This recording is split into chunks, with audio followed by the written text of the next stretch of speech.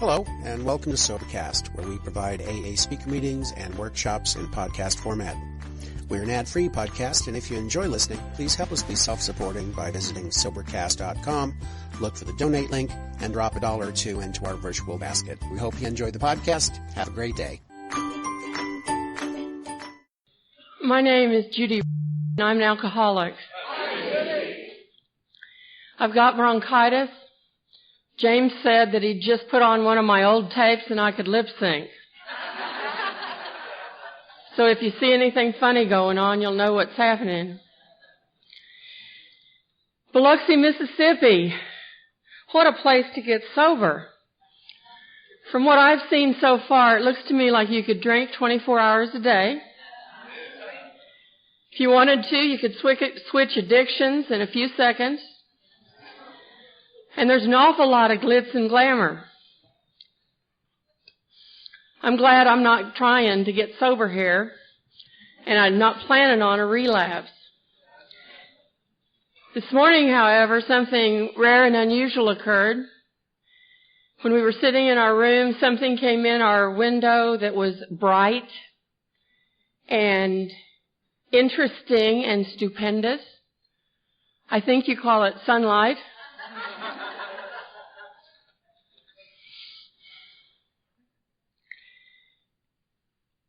In April of 1980, I decided that my now ex-husband had a serious drinking problem and somebody needed to fix it. And so we sent him to treatment in Mandan, North Dakota. They called me to go to his family week, and I went there on Sunday. And on Monday, they said this routine starts at 9 o'clock in the morning. And I got there at 9 o'clock in the morning, and the first thing they had us do was to introduce ourselves and tell us why we were there and who our patient was. Well, the counselor didn't get there until 10 after 9. And so when it was my turn to tell them who I was and who my patient was, I told them, I came here from Oklahoma. I got here on time at 9 o'clock. I don't see why you can't get here on time at 9 o'clock. I'm spending my good money to get this man fixed, and you guys are falling behind on the job. He needs every bit of fixing you can do. Now, I want to see you here tomorrow at 9 o'clock prompt. On Tuesday, they were asking me about something or another, and the fact that I had a hit-and-run automobile accident while drinking came up. And I don't know why they were asking me about that, because my ex-husband wasn't driving the car, but they were asking me about that. And on Wednesday, they had the audacity to say to me, you are an alcoholic.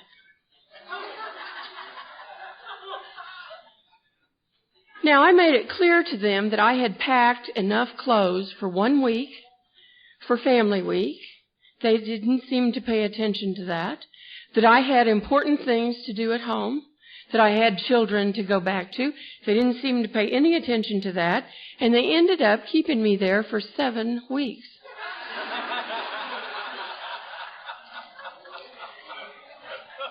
Now, after a period of time, they let you out of institutions, and they did that, and I proceeded to go to town, and there was a shoe sale going on, and I bought 17 pairs of shoes.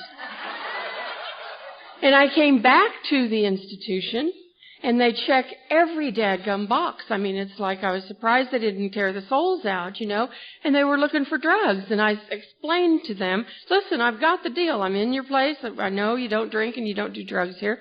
What's the big deal? And they said, we're going to call your counselor. I thought that was wholly unnecessary. The lady came down there. She's thin as a toothpick and wears kind of sticks in her hair to hold this long gray wad of hair up on top of her head. And it just looks like it gives her a headache. And she acted like it gave her a headache. She was plumb out of control. I have never seen anybody so rageful. And I thought again, if these counselors can't get their stuff together, how do they expect me to get my stuff together? She felt like I needed to return those shoes. And I explained to her again, I was here now to get sober, not to learn about shopping or shoe sales. That was my first introduction to following instructions that were suggested by someone who has more time and more brilliance than I. After they released me from that institution, they suggested that I go to Alcoholics Anonymous and that I get a sponsor. And I went to my first Alcoholics Anonymous meeting, and I could tell that those people were very disorganized. They were not incorporated. They did not have decent, acceptable furniture. The place was badly in need of a painting.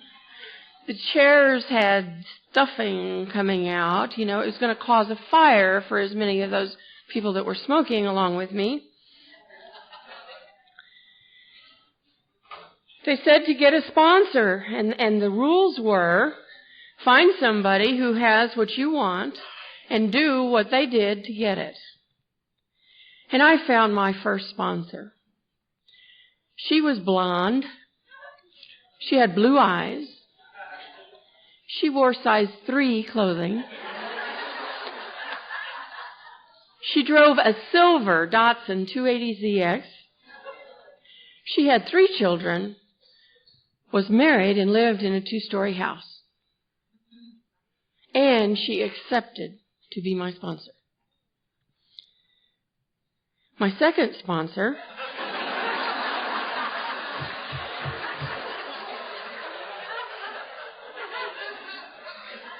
said, you have to do things. You have to get off your rear and do things. And I said, okay, I can handle this.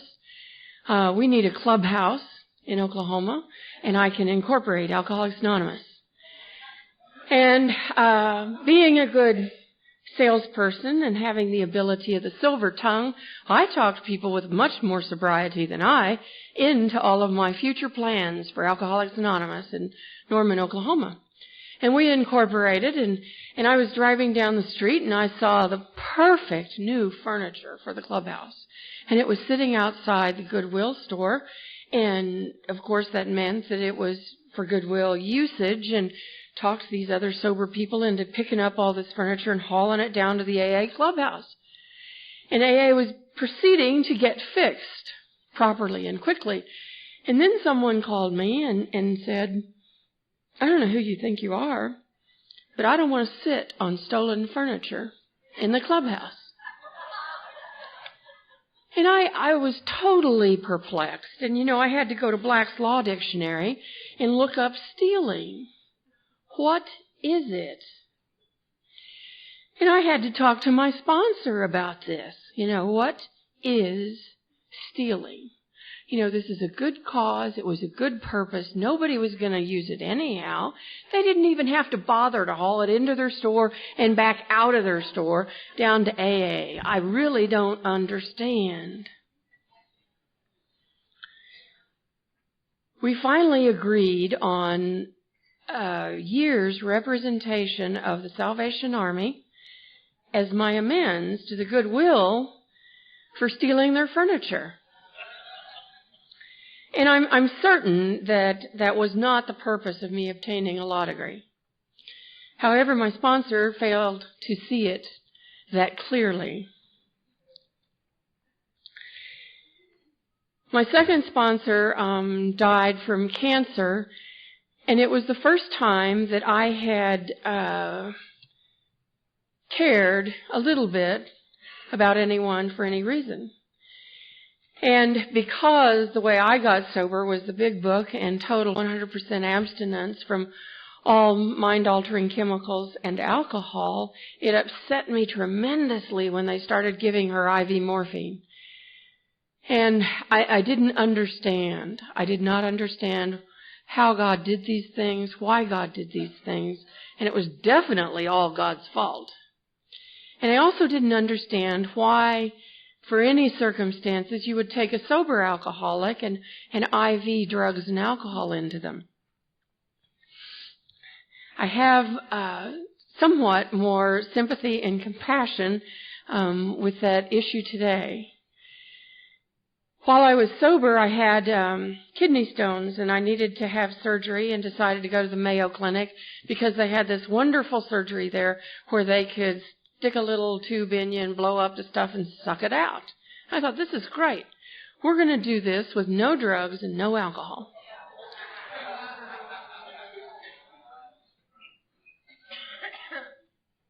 In the 12 and 12, they missed a character defect of some alcoholics. It's called rigidity.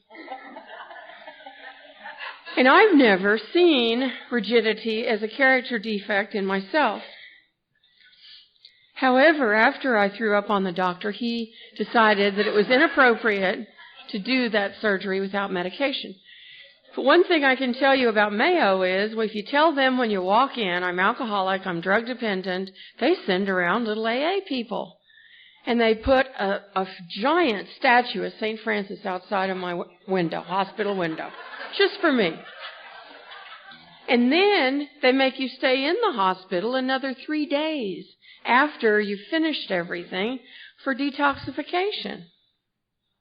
And that really kind of saddened me. It kind of blew my plans. Because when I quit drinking because somebody pointed to me and said, you're an alcoholic. I didn't quit drinking because I really believed that. You know, it was really kind of like a fun club to go to, and I had health left over. I had a car, I had a house, and I had some money left over, and I just wasn't certain that it was my time yet, my time to quit drinking. After I'd been sober about a year, I was mowing my yard, and my sponsor would tell me over and over and over again, all you do during your first year is don't drink, read the book, and go to meetings. And I kept on adding things to the list, like clean the house, mow the yard, balance the checkbook. And I kept on having hot checks. And if there was money in the bank, you kept on writing checks. And if there were checks in your checkbook, you kept on writing checks. And nobody had talked to me about financial responsibility yet. But the mowing of the lawn, I reached in the back of the lawnmower to pull out the grass that was stuck there and cut my index finger off. And the first thought that came to my mind is, somebody's going to give me some good drugs for this. And after we went to the hospital and they didn't give me any medication, I thought, Judy, maybe you are really alcoholic. Maybe. When I had been sober about 1.5 years or 2 years, I went out with some colleagues to drink. Oh, listen to that. We went out to lunch. They went out to drink. But I was not yet at that period of my sobriety, where I was comfortable not doing what everybody else did. And so they all ordered drinks, and I ordered a virgin daiquiri. And when this thing came to the table, I took one sip of it, and it was like holy firewater, like the roots on my hair were tingling and my toenails were tingling. And the very first thing I thought was, God, Judy, you can finish this. Nobody's ever going to know you ordered the right thing. You said virgin daiquiri. God wants you to drink this. You can do it. You can handle it.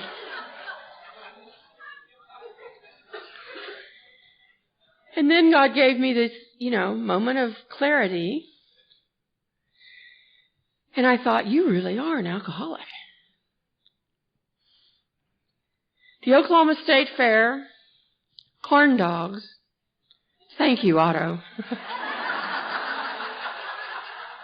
Man, do I have a whole different attitude toward food at the State Fair now.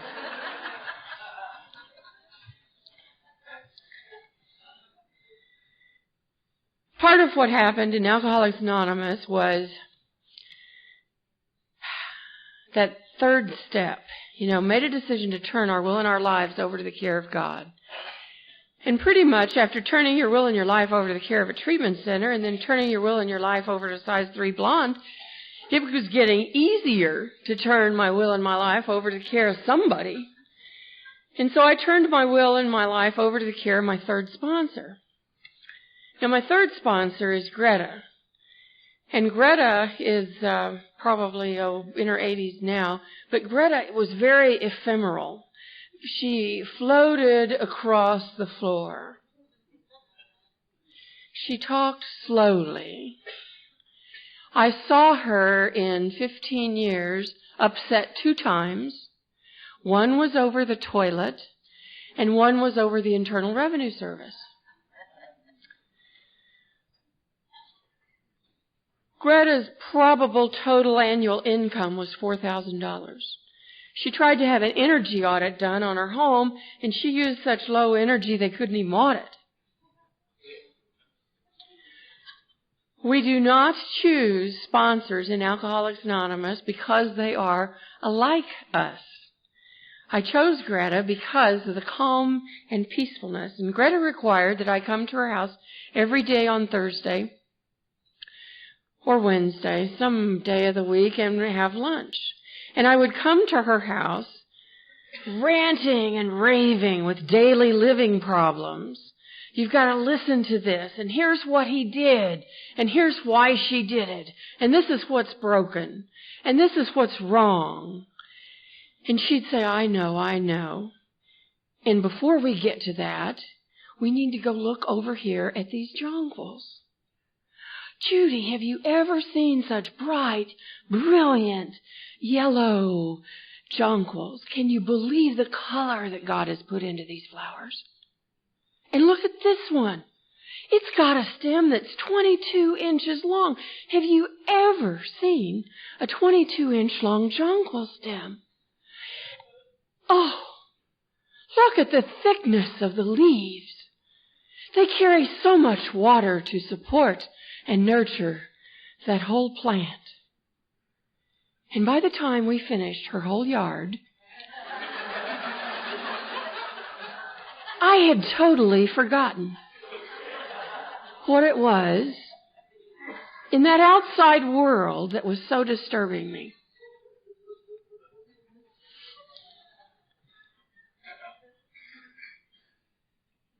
Now, one time I came and I let loose and I ranted and I raved and I talked and I complained and I bellyached, and pretty soon she just shook her head and she shook her head and she shook her head and she said, oh my, Judy, if it's that bad, you better go drink. Boy, was I really mad about that. I told her, it's not that bad. It's not bad enough to go drink. Oh, it's not. Now, Greta takes step 9 very, very literally. Direct amends to such people wherever possible, except when to do so would injure them or others. And out of step 9, I got my first sense of personal dignity. I had worked while I was going to law school at the local nut house. And I had worked on 5C, which is the ward where all the criminally insane are, where it is acceptable to strap people down and lock them in belts if they misbehave. And they pass out medication to these people. They have to every day. And so I loved working there. I would arrive on my shift, gather up all the medication, take the medication, strap in all the patients, and watch them flip out. And I thought, this is the life. This is the life for an alcoholic.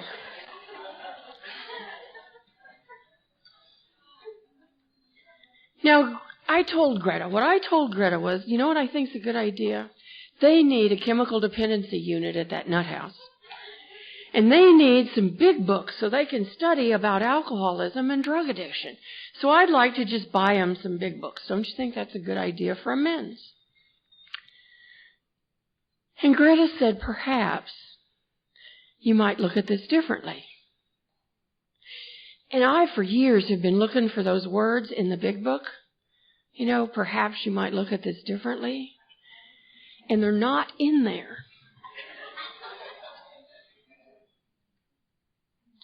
However, on page 116, last night I found in the chapter to the wives,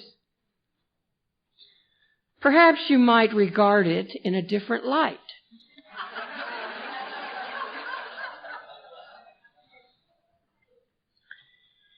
I ended up going to an AA meeting at 9 o'clock in the morning at the Nut House with the nuts for at least 4 weeks, when I went back to Greta and said, okay, I've gone to my AA meeting at the Nut House. And Greta said, well, I know, but you need to go until you learn something. And so about a year later, after going to my 9 o'clock AA meeting at the Nut House with the nuts, I saw there a man in a wheelchair, and his teeth were all yellow, and his hair was all messed up, and he had, his buttons were crooked on his shirt, and he obviously hadn't had a bath, and he had grass coming out of the cuffs in the bottom of his breeches, and he was unzipped, and he was total disheveled mess. And I was still in the stage of my sobriety when I would look at you,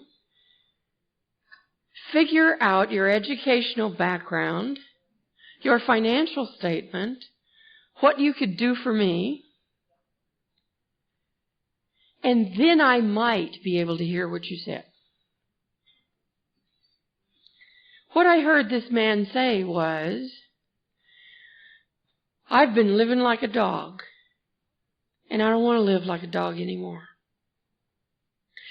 And there I'd been sober for a couple of years, and I was still living like a dog, and I didn't want to live like a dog anymore. And I went home, and I told Greta, guess what? I've been living like a dog, and I don't want to live like a dog anymore.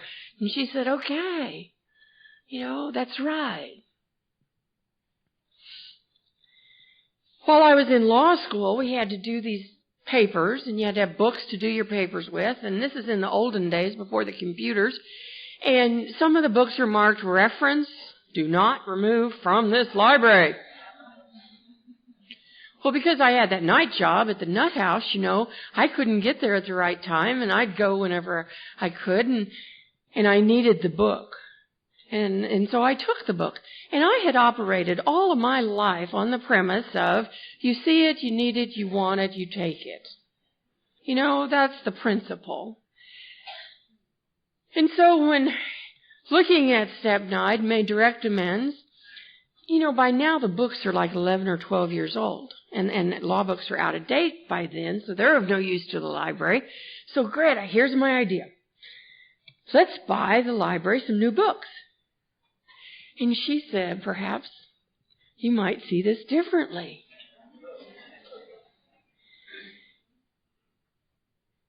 And I sacked up those books, those 11-year-old books, and took them physically to the then law librarian. And said to the law librarian, when I was a student here, 15 years ago or 12 years ago or whatever the right number is, I stole these books from the law library. And I want to make whole now and would like to pay for the schools missing them. And she looked at me like I was absolutely, positively nuts. Set the books down and started writing out a huge bill, which I had to pay also.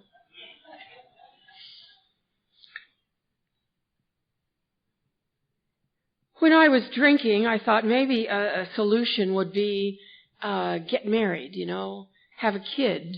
That'd straighten up my life, because it didn't seem like I could get any slack in my life. I couldn't get any breathing space. I couldn't get any room ever.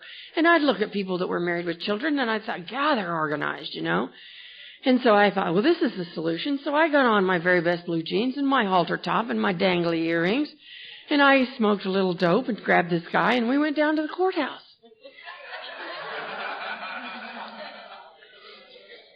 And it was a fine marriage. Because he could stay up all night on speed, too, and play pool and like to eat breakfast at 5 o'clock in the morning and sleep all day and get up by 7 o'clock at night and do the whole deal over again. When I talked too much and got in his face, his solution was womp, womp. And when he talked too much and got in my face, my solution was bang, bang. And we lived like that, and we loved it. Absolutely loved it. It was exciting. It got the adrenaline going. And you knew for sure you were alive. Well, the business about having the kid. So then I decided the solution's not getting married. The solution is having the kid. And I read in a book somewhere, pregnant women ought not drink alcohol. And I said, okay, you're right. I've got it. I didn't drink alcohol while I was pregnant. Continued to smoke dope and do cocaine, but I didn't drink a drop of alcohol. And at 7 months, the little villi in the placenta started having these little heart attacks, saying, oh, please, no more, and wouldn't feed the child anymore. And so he was born at 3 pounds, 4 ounces, and was about the size of a telephone. And he had to stay in the hospital for a month after he was born. And when it was time to make amends, the phrase utter disregard for humanity kept coming through my mind. My oldest son is now 20 years old. He's perfectly fine and healthy and may or may not be alcoholic. Probably is Al-Anon. When he was growing up, I'd jump on him for something or another. Like he'd have a little girl in the bedroom with him, and she'd have her shoes off, and they'd be sitting on the bed. And I would just raise Cain with him about that. And he would respond, Mama, don't judge me by you. I got to go back to the treatment center where I got sober and talk when they closed. And that was, 5 or 6 years ago. And I took my son with me, and just the two of us went on that trip. And we were able, he's been going with me. I believe in taking kids to meetings. In case you can't tell, mine are here today, some of them. But he'd been going with me to meetings all along. But I guess we had not spent that much time together.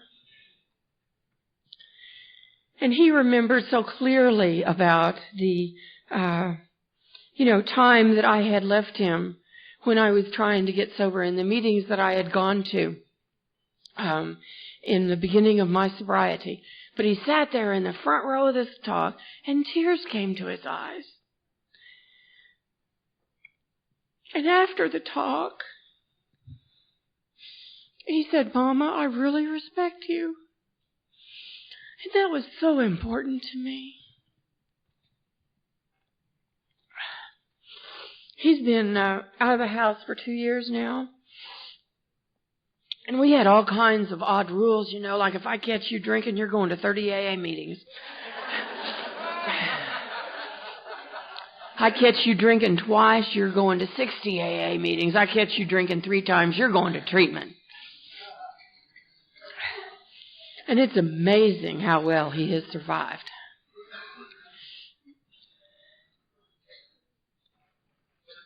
When I first got sober, I hired a private investigator to check into the data and statistics of an automobile accident I had had when I was drinking.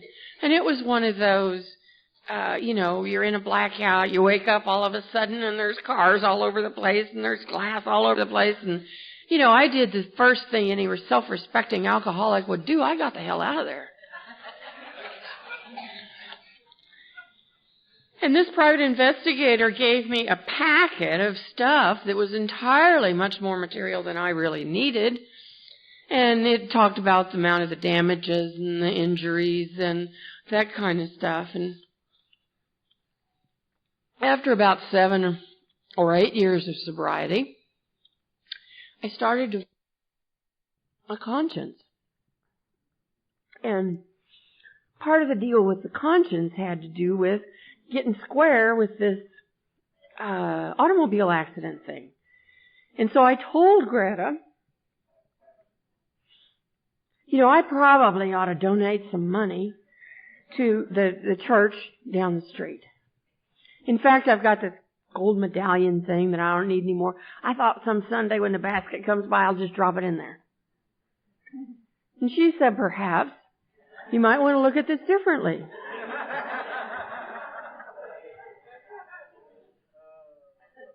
And I told her, you're not reading the second part of the step. The second part of the step says, except when to do so would injure them or others. Now, for sure it's going to injure them. These people had a horrid accident 7 or 8, 10 years ago, whenever, and now they've recovered from it. And they don't need anybody disturbing their memories and upsetting them. They don't need to hear from a voice from the past. They have passed through all of that stuff. Hurt others.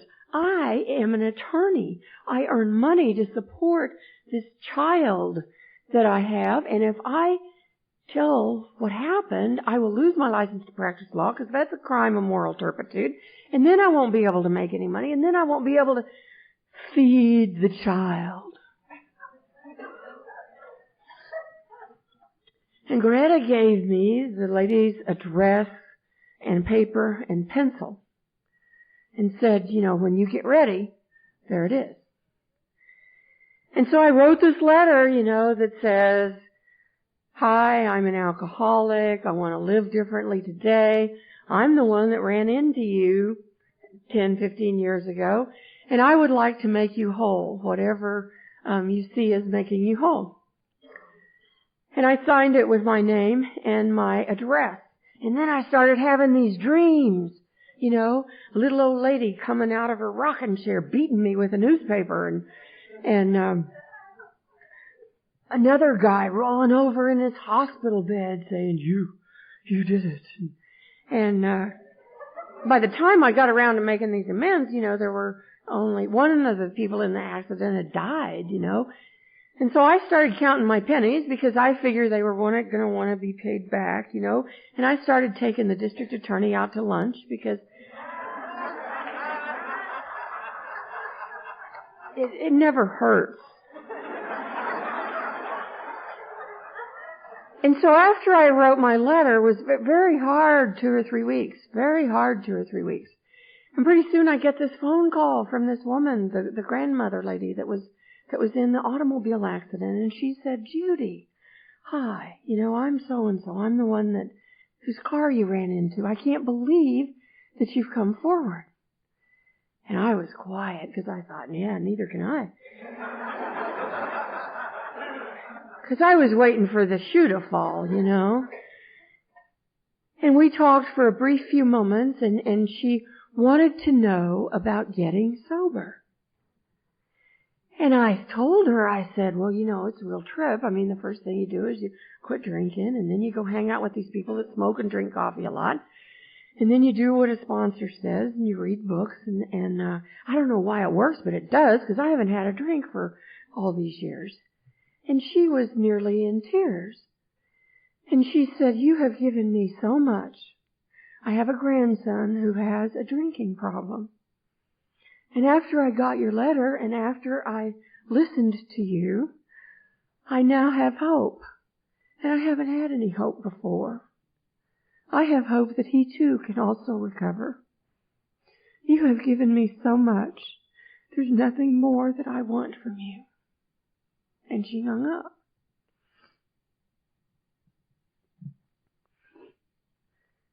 the very best that I could do was to buy one red rose and send it to her every year after that amends. I had a sense of respectability, of decency, of rightness. My son and I went to Payless Cashways a day or two ago, and I ran the car, haven't even told my husband this one. Oh, I ran the car into those things, you know, where you put your baskets. And I walked right into the store, walked up to the first clerk that I saw, and I said, I ran into your thing out there in the parking lot. You know, and my son's embarrassed, you know, and the clerks and everybody there are embarrassed. But it didn't matter, you know. I mean, that's what I have to do to stay sober. And I'd rather fess up real quick. Well, you know, when you're drinking, you have the excuse of drinking and drugging for doing all these things. But after I got sober, I was in a restaurant business with my partner, and my job was to pick up the money and count the money and take it to the bank.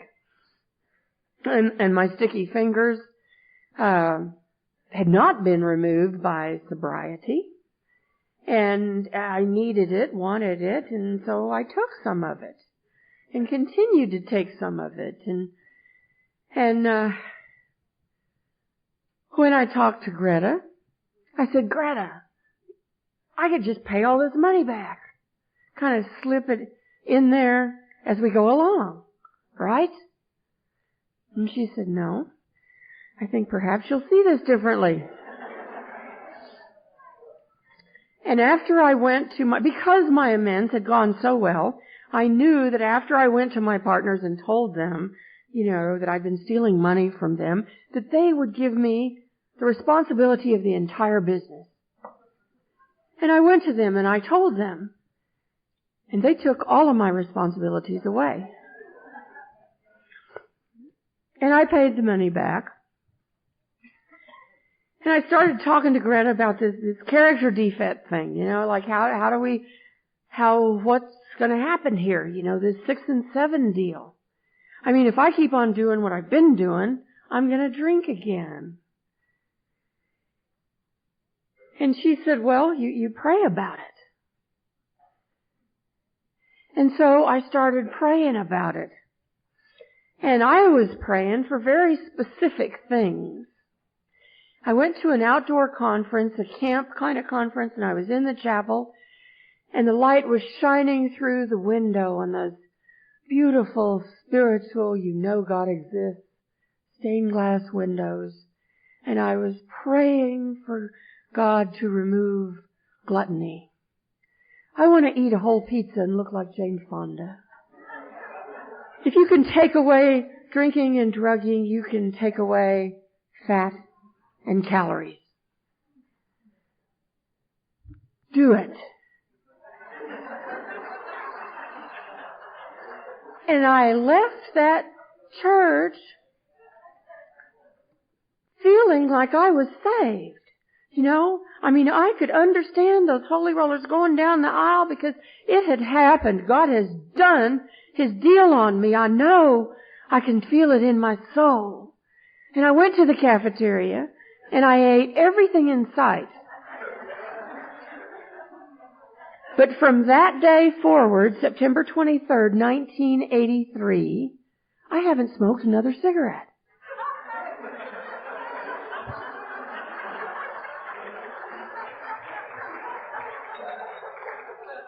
I went to Greta and I said, okay, I prayed about it. And you should have seen how he screwed it up.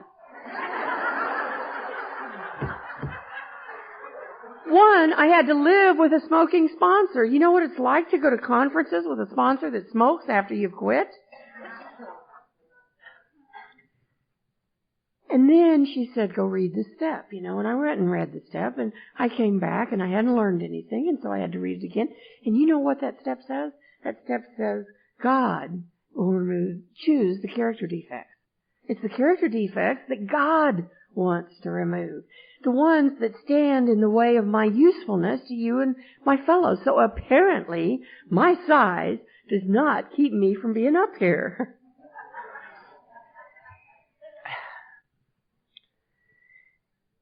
part of what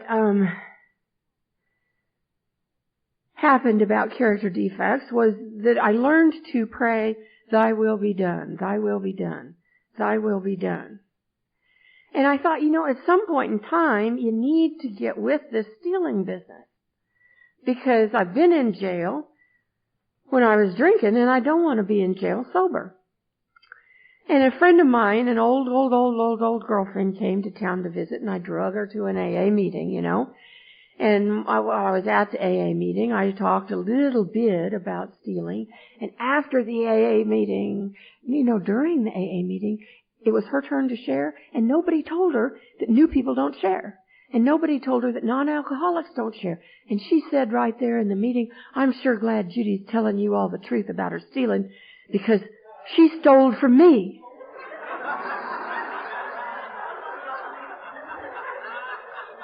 She stole my makeup, and she stole my boyfriend. You see, events start occurring in my life which were causing conflict with this character defect. I do not know how and when and where it was removed, but I do know that since July 7th, 1987, I have been theft-free. And this is a big deal. I went to Ruidoso to go snow skiing. And before the lifts opened, the shops were open, and we were there to do some more of that compulsive shoe-do. And this lady said, "I've got to go take my kid to school." And I started leaving the store, and she said, "Oh, no, you don't have to leave the store. You can stay here and mind my store while I go take my kid to school." And I thought, is this a joke?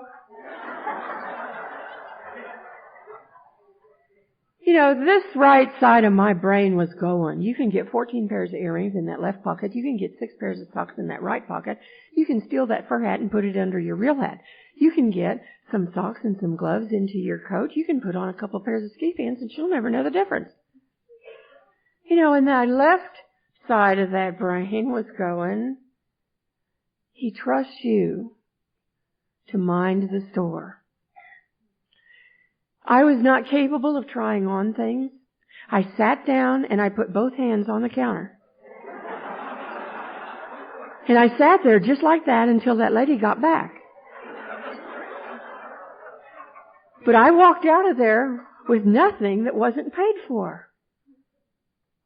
And I knew then, this thing is gone, it's just gone. Came out of the courthouse one morning after trying a case, and there was a hairbrush sitting on the side of the stoop there, and I picked it up and put it in my briefcase. And I think that was on a Friday, and I didn't have any feelings about it, and I always go to AA Saturday morning, keeps my weekend square. Saturday morning at 8 o'clock. By Saturday morning at 8 o'clock, I was a nervous wreck. And I sat there through about 20 minutes of that AA meeting, and pretty soon I started crying, and I said, "Oh my God, you guys, I've got a hairbrush in my briefcase."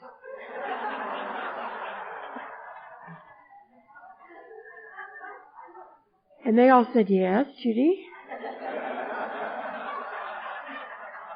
It's a really small home group. They went with me to my house to pick up the hairbrush, to take it back to the courthouse, to put it back on the steps, without even finishing the rest of the meeting. That's what I have to do. I have to do for me. After I'd been sober about, maybe 10 years or so, I decided, it's time to get married. God plans for people to be together, and so I made a list of all the eligible bachelors and put them in a column and put their assets and defects in another column, and then I kind of added them up and subtracted them, and I figured it'd take about 9 of those guys to do the deal. Because, some of them had some things to offer, but some of them were kind of lacking. And I asked one, and he declined after, And then pretty soon, my sponsor was saying, if they interest you and excite you, Judy, forget it.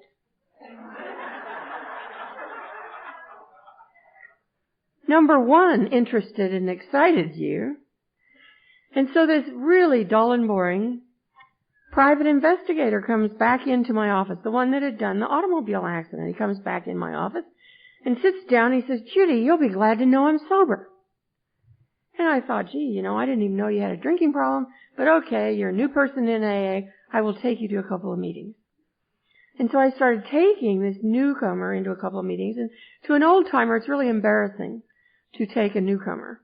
I mean, first of all, you know what the Step 13 rules are. You don't take a guy. And second of all, you don't take somebody that's got less than 6 months of sobriety because it looks like you're dating. And you don't want to look like you're dating in front of your sponsorees. He was living at home, and he would say that in meetings.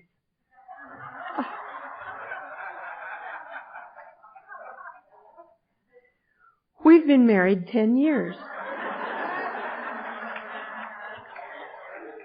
We tried to have a child early on and couldn't. I kept on having miscarriages. And I thought, what is this? Is this a joke? And then I recalled that I had had an abortion when I was drinking. And it seemed like the thing to do at the time. It was an inconvenience to me and not didn't fit in with my plan of, live fast and die young. But in making and doing the 4th and 5th steps, 6th and 7th and 8th and 9th on the abortion, my sponsor had me write a letter to the child. And she said, you will know what sex it is and you will know the child's name. And when I sat to write, I did. And the child's name was Amy, and she was a girl, and she was about 12 years old then when I made the amends. And I wrote the letter to the child and apologized for again having an utter disregard for humanity.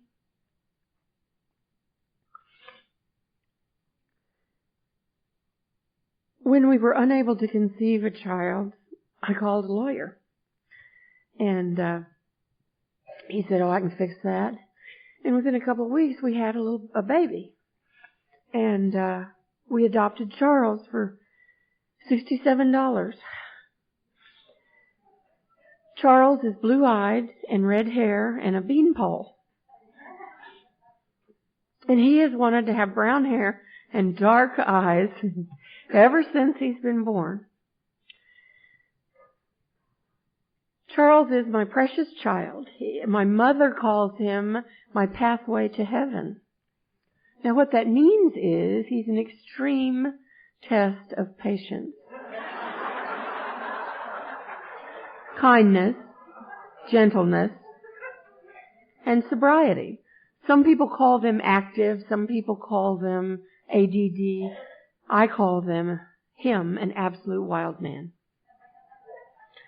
I came home from work one day, and I was just, I was in tears. I mean, one thing that Alcoholics Anonymous taught me was if you're feeling something, get it on and get it out. And so I was crying by the time I got home. I mean, it was one hard day. And Charles said, Mama, are you sick? And I said, yes. And he said, well, let's go to the hospital. And I said, it's not that kind of sickness. And he said, well, what kind of sickness is it? And I said, it's in my heart. And he said, well, lay down. I'll take care of it. And he was gone, and he came back, and he pulled up my shirt, and he put Johnson's baby powder on my belly. And he rubbed it in. And it took care of it.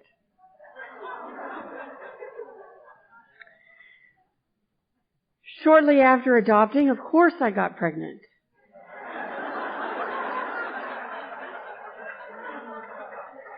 And I was in church one morning and felt the stirring in the womb. And I knew beyond a shadow of a doubt that it was a female that was inside my body, and that the name of the female was going to be Amy. God allowed me a second chance at being a part with Him in creation. And He gave me a living, breathing doll that's named Amy, and she's here with us today too.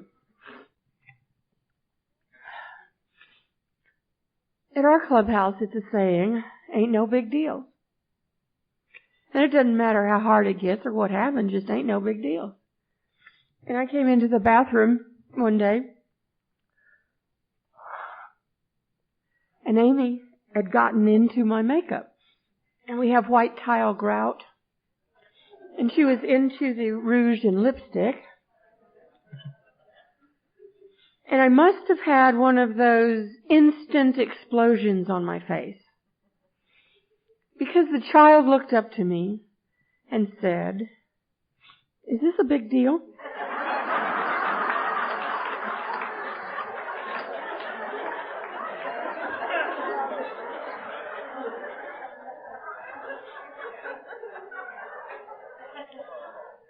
The results of the program of Alcoholics Anonymous.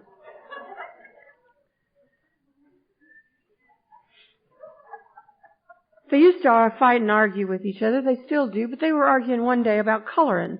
You know, and Amy was going out of the lines, and Charles was saying, "You've got to stay in the lines. I mean, those are the rules. You've got to stay in the lines." And she was going out of the lines, and he was getting on to her. And pretty soon Amy said, "This is my best, and it's good enough."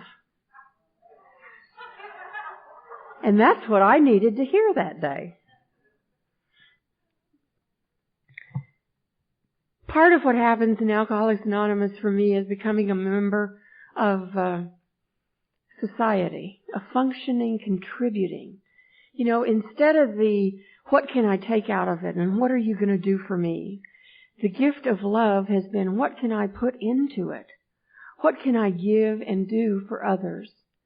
And when the Oklahoma City bombing occurred, I had taken some massage classes, and so I volunteered to go down there and do massage.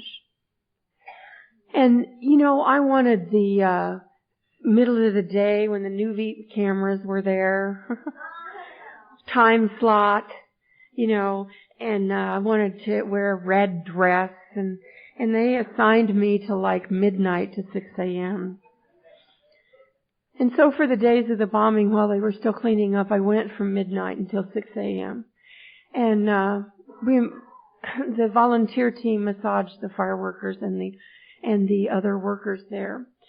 And it was like a gentle, loving experience for me, because the only place prior to that time that I had felt a loving and a caring was here in this room. And Greta and I had been stuck in a snowstorm when we were going someplace at this little Days Inn motel. And she got her 12 and 12 out, and she was reading to me in the lobby of the motel, and it was so embarrassing. You know, and I went to the bathroom, and while I was in the bathroom, I had this overwhelming sense of love and passion for her. And what absolutely flabbergasted me was that I love her more today than I did yesterday. And here at this bombing were people, not newcomers in Alcoholics Anonymous, not friends or relatives, and not anybody that was going to do anything at all for me. And I loved them. The big book talks about that we have a hard time forming a relationship with another human being. And the business of getting married in Alcoholics Anonymous is one of God's grandest, deepest laughters. He hooked together an early morning person, which is myself, with a late night person. He hooked together a very detailed, what time are we going to get there? What time is it going to start? What are we going to pack? Person with a, we'll get there when it's time. We'll leave when we're ready. We'll take what we want to. Kind of person. He hooked together a person that could talk for hours and wants to have everybody over, with a person who communes in silence with nature. He hooked together a classical music lover with a rock and rollist. But the most difficult part was the issue of sharing. after you've been sober and after you've been single for about 8 years, the idea of sharing one's premises becomes extremely difficult, and sharing is a part of forming that relationship. And half of the closet was entirely too much to ask for. And he very graciously agreed to a fourth of the closet. He very graciously agreed to his own bathroom. But the main problem was the shoes in the middle of the floor. My stuff, you see, was very neatly at the side by the wall, or it was over in the laundry basket, or it was on top of the dresser. His stuff was always in the middle of the floor. The phrase, "perhaps you'll see this differently," has other applications other than step 9. After many years of marriage, I walked into the room one day and I saw these size 11 shoes in the middle of the floor, and I thought, wow, I'm married. I get to sleep with the same guy every night. He wears big shoes, and they're clean. Isn't this great? And that was my whole change of attitude.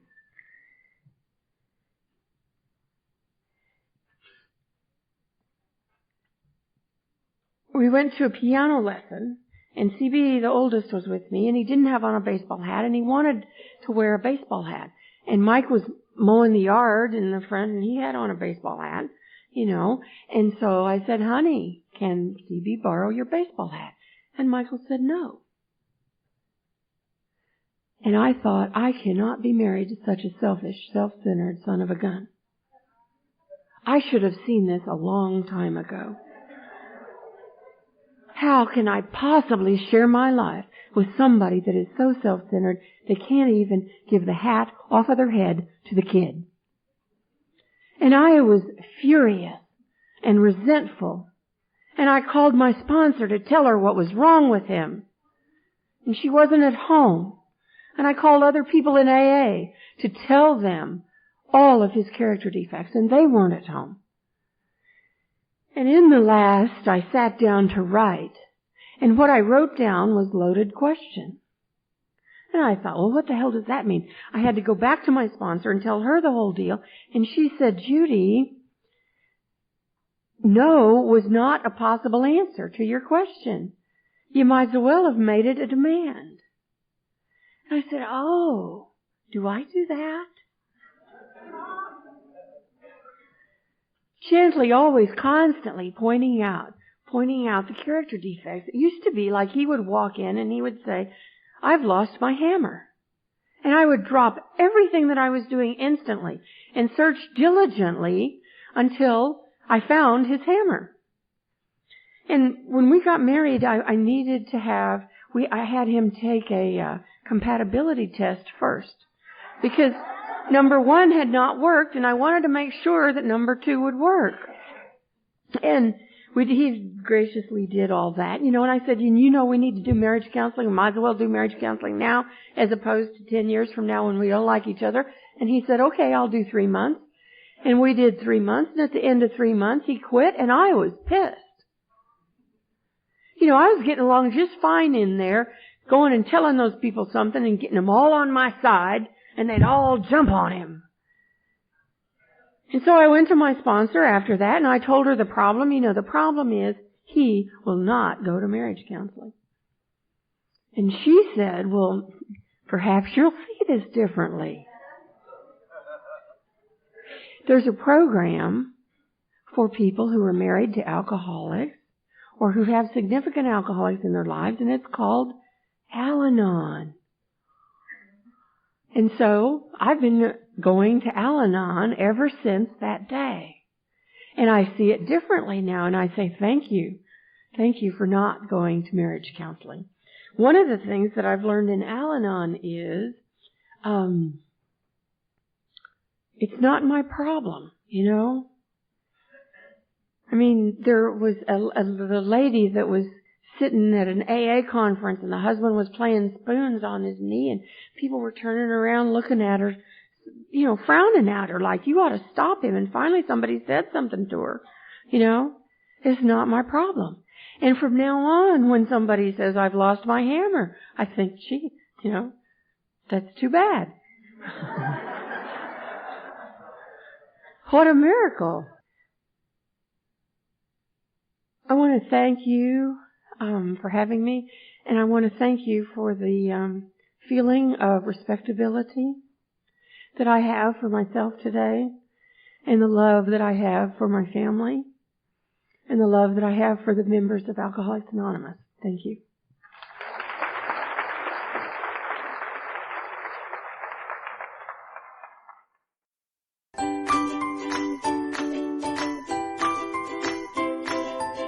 Thanks for listening. I hope you enjoyed the podcast. Sobercast is ad-free, and we'd like your help in order to keep it that way. So if you'd like to help us be self-supporting by pledging $1 or $2 a month, visit Sobercast.com and look for the donate links. Thank you very much.